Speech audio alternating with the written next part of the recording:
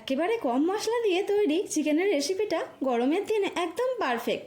রেসিপিটা ভালো করে দেখে রাখুন, যে কোনো রবিবার বানিয়ে ফেলবেন। প্রথমেই একটা মশলা বানিয়ে নেব। তার জন্য 1.5 চামচ জিরে, 1/2 চামচ গোলমরিচ, অল্প জয়িত্রী আর অর্ধেক বড় এলাচ শুকনো খোলায় নেড়ে নিলাম।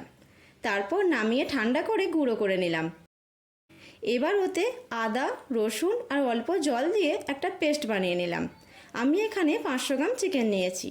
এবার বাটা মশলাটা চিকেনের মধ্যে দিয়ে দিলাম। তারপর অল্প নুন আর হলুদ গুঁড়ো দিয়ে ভালো করে মিশিয়ে 15 মিনিটের জন্য রেস্টে রেখে দিলাম।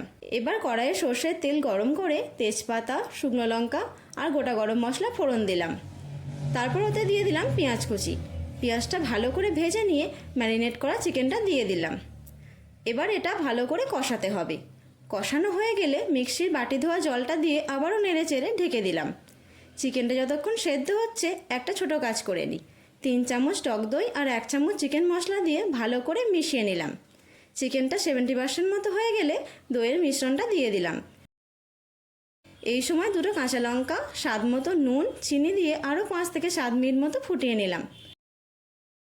হয়ে গেলে কসুরি মেথি ছড়িয়ে দিলাম আর গরম ভাতের সঙ্গে পরিবেশন করলাম চিকেন কারি। এই রেসিপিটা যদি ভালো লেগে থাকে অবশ্যই লাইক আর শেয়ার করবেন।